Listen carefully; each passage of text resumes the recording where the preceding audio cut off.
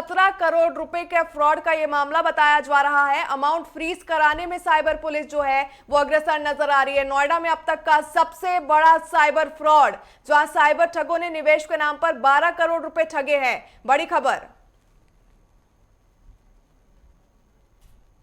Scam type का fraud किया जा रहा है, जिसमें पीड़ित से साइबर फ्रॉडस्टर्स सोशल मीडिया के माध्यम से कांटेक्ट करते हैं और उनको कन्विंस करते हैं कि अगर वो निवेश करते हैं तो उनको बढ़िया मुनाफा मिलेगा। कांटेक्ट के पश्चात पीड़ित को एक ऐप डाउनलोड करवाई जाती है या एक लिंक शेयर करवाया जाता है, जिससे एक पोर्टल खुलता है जिसमें वो अपनी निवेश की भी धनराशि और अपना मुनाफा देख सकते हैं। जब पीड़ित विड्रॉ करने की कोशिश करता है तो उनको छोटा अमाउंट विड्रॉ करने दिया जाता है, जिससे वो कन्विंस हो जाता है कि उनका वाकई में निवेश हो रहा है और मुनाफा हो रहा है। पीड़ित को अलग अलग अकाउंट्स दिए जाते हैं जिसमें वो धनराशि डालते हैं। ये अकाउंट्स जेन्युइन नहीं होते, जबकि म्यूल अकाउंट्स होते हैं जिनमें साइबर ठगी की धनराशि जा रही होती है।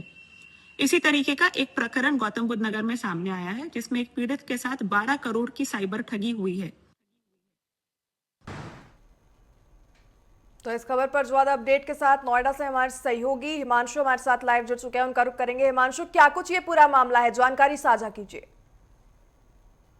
जी नोएडा में एक बहुत बड़ा साइबर फ्रॉड सामने आया है, जिसमें जो अमाउंट है वो 12 करोड़ रुपए का है। ये अपने आप में एक बहुत बड़ा अमाउंट है और अभी तक का जो हमने जैसे डीसीपी से भी बात करी, अभी तक का सबसे बड़ा मामला ही सामने आया है।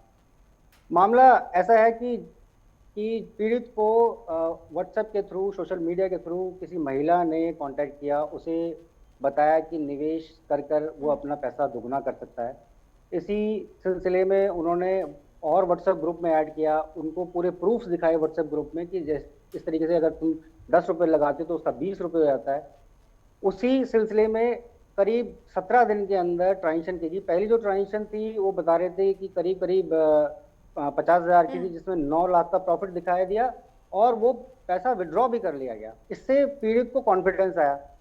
उसने फिर लगातार जब ट्रांसफर किया अमाउंट निवेश के नाम पर, और जब उसको एक और उन्होंने ऑप्शन दिया कि भाई एक आईपीओ आ रहा है, उसमें आप 17 करोड़ रुपए और डालिए। अब तक वो 12 करोड़ रुपए दे चुका है, अब वो कह रहे हैं 17 करोड़ और डालिए। तो तब उसको थोड़ा अंदेशा हुआ और वो ट्रांसफर करना भी चाहा तो उसके सारे अकाउंट्स ब्लॉक कर दिए गए, उसको कॉन्टैक्ट ब्लॉक कर दिया गया और सारे के सारे पैसे लेके वो गायब हो गए। इसी सिलसिले में हम जब डीसीपी शव्या मैम से बात करी, डीसीपी क्राइम से बात करी, तो उन्होंने बताया कि ये एक बहुत कॉमन प्रैक्टिस है आजकल। साइबर जो फ्रॉड होते हैं उनके थ्रू ये एक ऐप इंस्टॉल करते हैं, एक तरीके से हनी ट्रैप करते हैं कि आपको लालच भी देते हैं, हनी ट्रैप भी करते हैं। कि इसमें एक महिला का भी नाम सामने आ रहा है जिसने पहले कांटेक्ट किया और काफी दिनों तक बात करी और उसे उस पूरी चीज को मैच्योर किया। जी बिल्कुल हिमांशु, जिस तरीके से आप व्हाट्सएप चैट के बारे में जिक्र कर रहे थे, तो पुलिस की ओर से जिस तरीके से जो कार्रवाई जारी है, तो क्या व्हाट्सएप नंबर जो यूज किया गया था उसको लेकर किसी तरीके की जानकारी फिलहाल सामने आई है? अब ये मामला हो गया है तो जो हमें पता लगा तो तमाम नंबर सर्च करे जा रहे हैं, सर्विलेंस में डाले जा रहे हैं।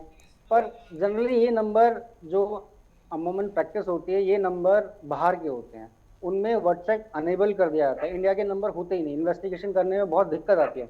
बहरहाल उन्होंने कई नंबर आइडेंटिफाई किए हैं, पुलिस प्रशासन ने कई नंबर आइडेंटिफाई किए हैं और उस पर कार्रवाई कर रही है।